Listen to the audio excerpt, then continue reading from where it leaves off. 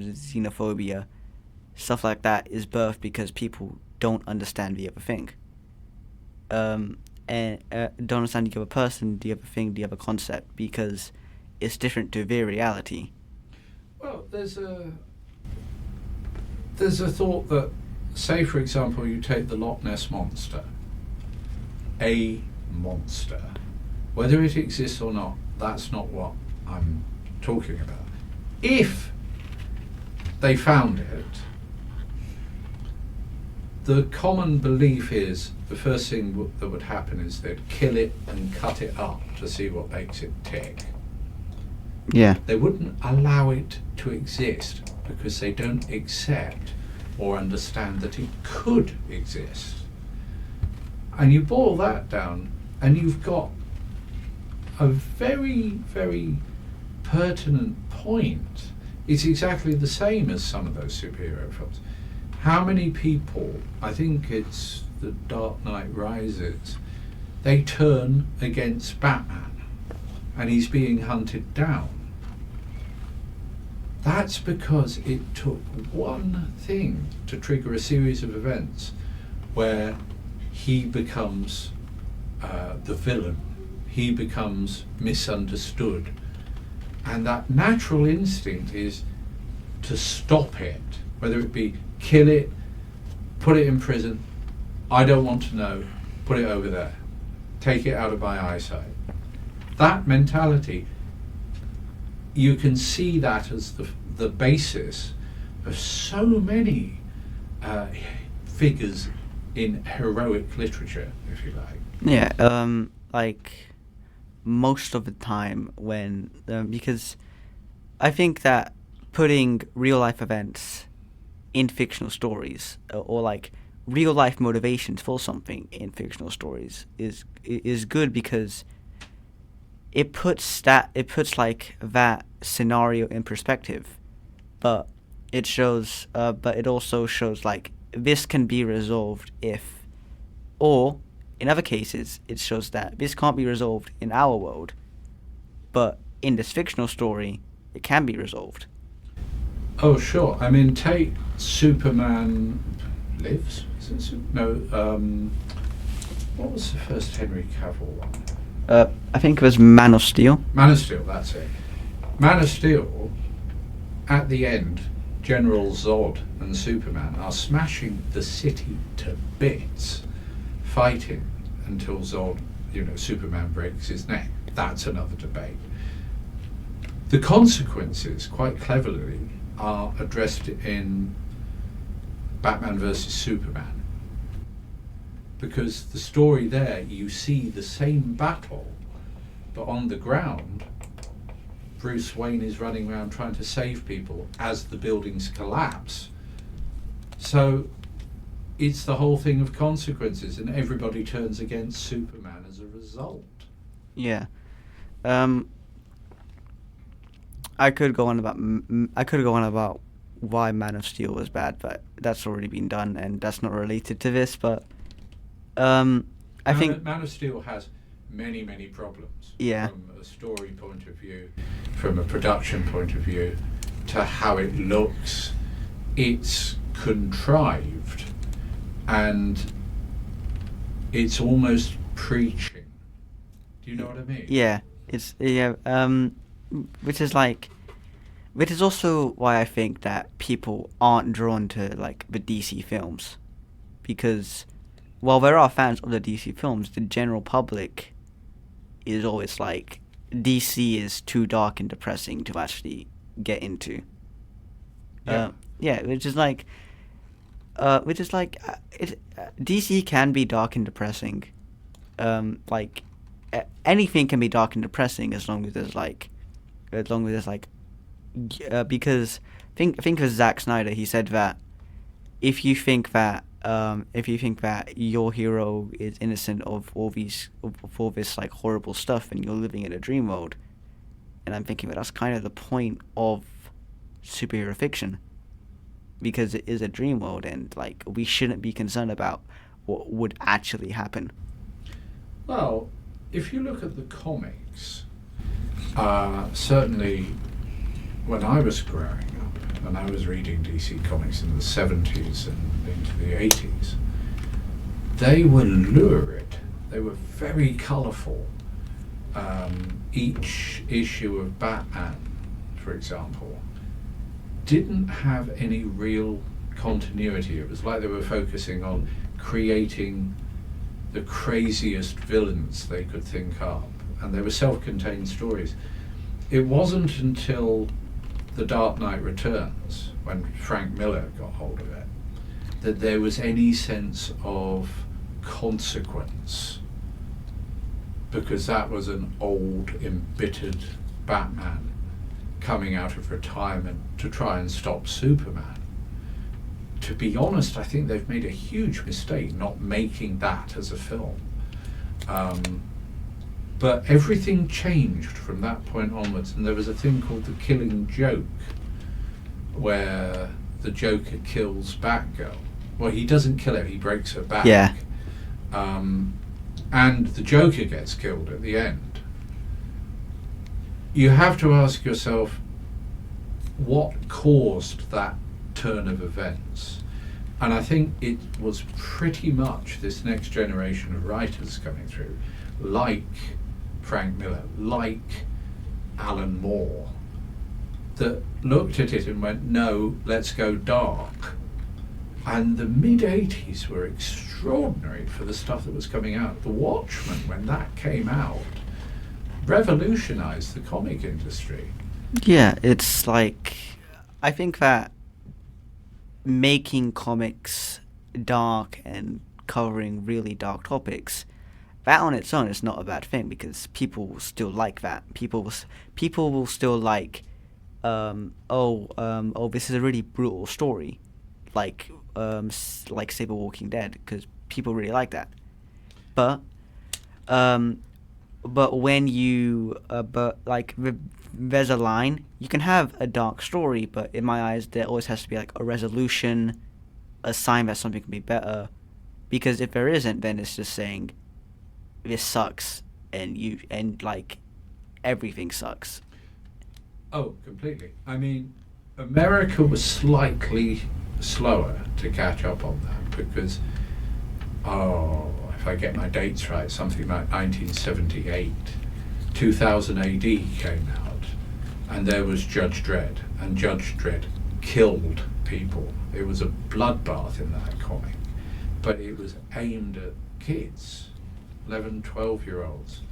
So that generation grew up looking at that. There were the ABC Warriors, there was Hammerhead and Rojaws, I think, who were robot assassins. There were all sorts of extraordinary science fiction tales coming out. And nothing had been seen like that before, not as accessible. Sure, there were things like Heavy Metal magazine that were doing esoteric sci-fi, but nothing had that commercial impact until then. There was immediately a rip-off of 2000 AD that came called Star-Lord, which people don't remember now, but it was equally as brutal. But it took a while for stories that complicated and that savage to be done by DC, let alone Marvel. Marvel was way behind. Yeah. The way I see it, if a story there's like, you can have a really dark story, you can make it and you can make it appealing to people. You can make it enjoyable. But then like on the other end, you can have a really light story and people will really like it. But people don't like extremes of one side. Because if a story is too dark and too depressing, people won't like that. If a story is like too lighthearted, people won't like that. Because either way, there's no immersion, there's no escapism in that. I think what's happened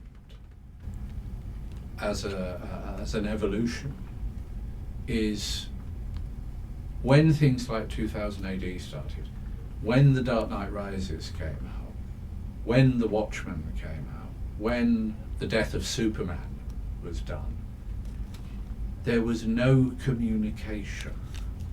My generation got the comics, and you would get occasionally a fanzine coming out where there was a letters page where people were ranting or praising. Now you can get on Twitter and discuss it. There are forums, there's everything. Yeah. Immediately that comes out, and people are so adept at spoiling everything. You're not allowed to have that pleasure of going, wow, at the last panel of a comic, because you'll have read about it beforehand. So maybe that's why this darker scenario has evolved, to keep people on their toes. 2000 AD was extraordinary. All of those titles I've gone on about had huge impact, but people couldn't talk between themselves. Now the technology is there. Now everybody is a cyborg. And you might say, hang on, what are you talking about? It's because a cyborg is a computer-enhanced being with machinery. You carry around a phone, that is a piece of machinery, it's technology, and you use it as a hive mind. So you are discussing things with that technology. That's extraordinary as a jump of people having that ability now. All right. Was that too heavy? It's good. I'm just gonna move on to the next question because Sure. we're on the third one now. How do you think cinematography and camera work come into play with making films? Do you think that just a good script and like just decent visual effects can make a story good or a film good, or do you think that it needs to be a mix of all of it?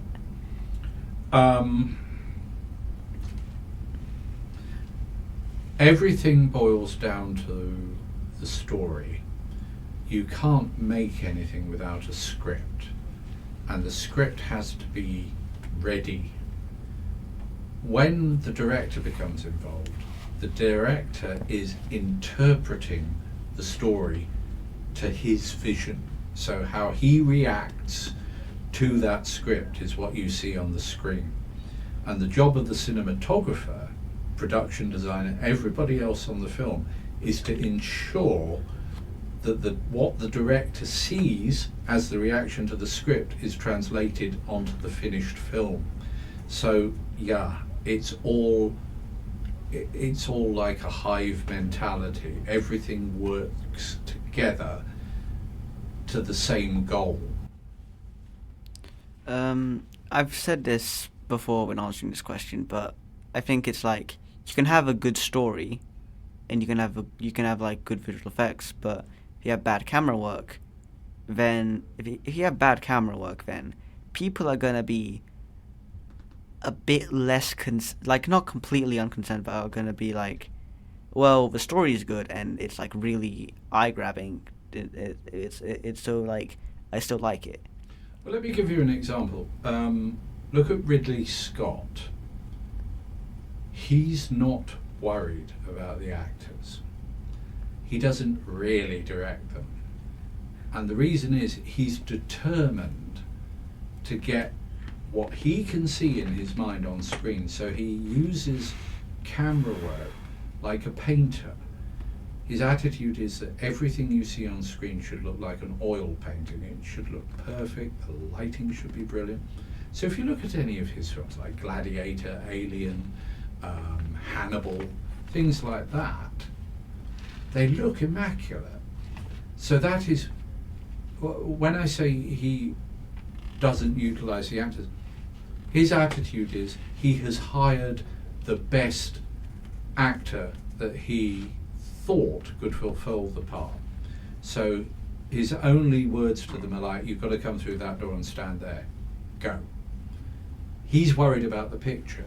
So yes, with someone like him, the editing and the camera work is always immaculate. He has the time to do that. He has $200 million budgets. If you're making a horror film and you've got £1 million, you're not going to have time to worry. You've got to rely on the cameraman to get the shot. if you've got a special effect like an explosion going off or a monster's head exploding, chances are you've only got one take. So if camera work is screwed up, it's down to time, and it's down to the cameraman not being able to fulfill the brief because of circumstance. Equally, you can get people that don't know what they're doing, but the worst thing you can contend with is a cameraman who thinks he's the director and ignores the director completely, and that does happen. Yeah, in my head, again, because I think that because if you just have like good writing, but bad visual effects and bad like camera work, then the only good thing is going to be the story. And while that can be appealing to some people, other people are going to be like, it just looks bad to look at. The story is like fine, but like they're going to rattle on about why the camera work makes it unappealing. But then, same time, you can have a really bad story, or like a really poorly written story with loads of holes in it, but like good visual effects and good camera. People are still going to like it because it's good to look at and it's good to see. Oh, sure. But you're always gonna need like one or two of those things, and having all three of them makes like a better product altogether. Well, one director said to me that making a film is a bit like trying to shoot fish in a barrel. That they are there, it's just catching them at the right moment. It is down to luck 9 times out of 10. However, take Avatar. When Avatar came out, it was amazingly successful. It was the #1 film in history in terms of making money. But you've got to ask yourself, was that down to the novelty of the immersive experience with 3D? At that point, it was astonishing what they did with that film. Now you've got Avatar 2 coming out in a few weeks, and the plan has been to shoot Avatar 2, 3, 4 and 5 back to back.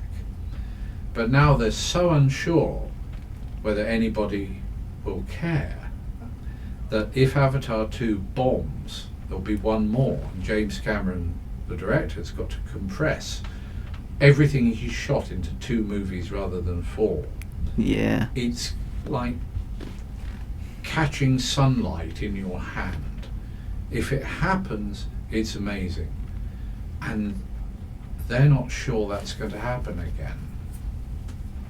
Yeah, it's like, cause like I think back then 3D and all of the stuff that was in Avatar was new to people. But now it's like we're in a time period where superhero films and movies with high budget special effects are pretty common. I don't know if I explained to you before when I gave that little talk. Ready Player One has got a sequel coming, and they're planning to do it so it's immersive 3D. You put goggles on so you can actually turn round and look round the set. The actors are doing what they're doing, but it's like you're in the room. If they get that right, that's going to destroy Avatar 2, 3, 4 and 5. Because they're straight old 3D. People will want that 360 degree availability to their viewing.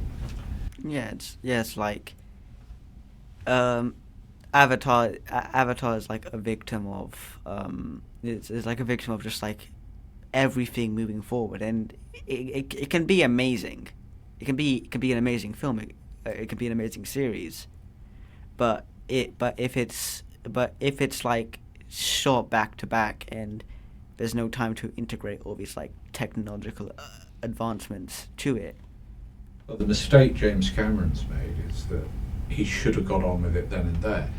It's 13 years since Avatar came out. Do people remember? Do people care? And he's just doing the rounds being interviewed now, saying that it is a moral story about being a bad father.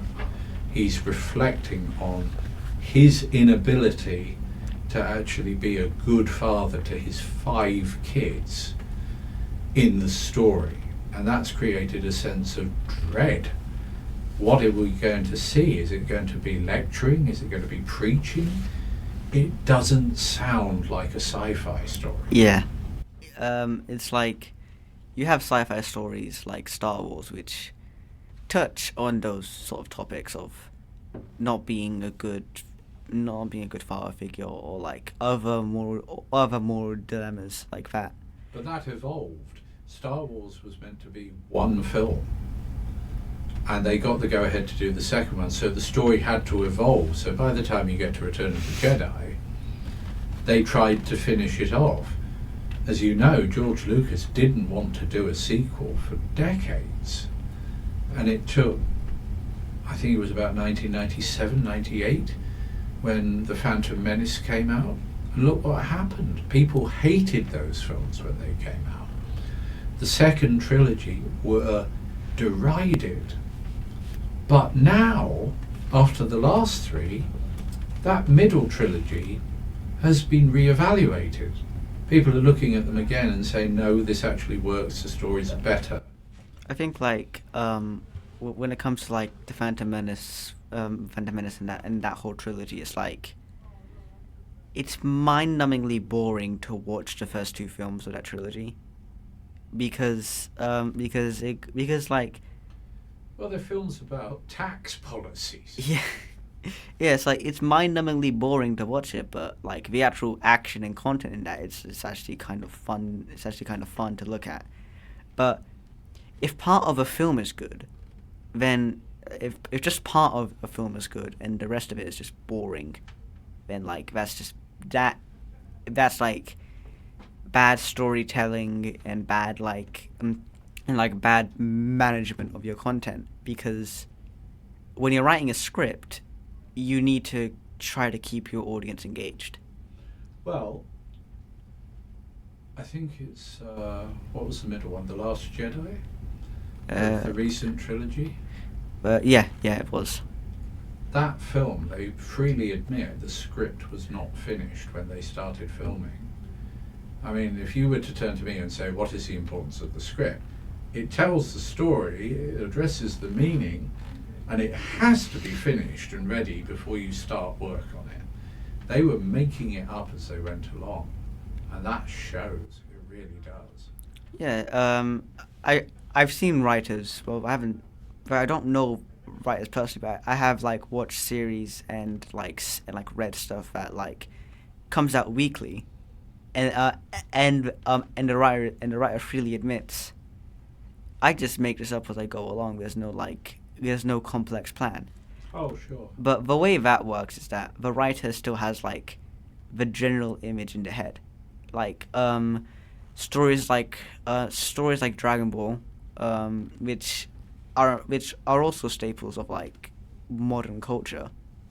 They're good because the writer knows how to manage the content and knows how to improvise when they need to. That's true, but equally, if you look at things like the Resident Evil movies or Silent Hill, these are disasters. They don't make their money back. Resident Evil went to 8 films through luck. They made their money as home media versions. Cinema takings were never good. Nobody seems to have been able to get a computer game right. And the reason is because with a computer game, you've got a preset series of choices you can make. There's no finite story to take you through because they all have like an unending series of potential conclusions. And because of that, you can't set a finite plot to adapting computer games. Yeah, it's like with like video games that have multiple endings. First, you have to decide which ending do you want in your movie, or are you going to adapt all 3, or It's like that on its own is like, okay, there's already too much to think about, because like when you're writing your own script, you can decide what happens, but when you're adapting something, you're adapting something like a video game, you have to take into account what would people want the most. It's not your choice. It's the audience. Is essentially like, it's not your choice. It has to be someone else's choice. It has to be someone else's preference. That's true, but also with video game films, people are going to want to see the moments from the video game that they associate it with. Do you see what I mean? It's like, I can't remember the character names, but in Silent Hill you've got the guy with the metal mask that looks like a gigantic triangle. Yeah. And his blade. If he wasn't in it, people wouldn't go, oh, that's Silent Hill. Yeah, yes, like, when you're adapting a video game into like a script or a movie, I think that just doing that on its own is limiting yourself. Because look at the Resident Evil TV series. It was a disaster. Yeah. Absolute categoric flop. And the reason was they tried to moralize, and they tried to put an agenda against the story that the writers had, and it didn't communicate what it was meant to be. Yeah, and there are other video games that have had good movies, like the Sonic franchise.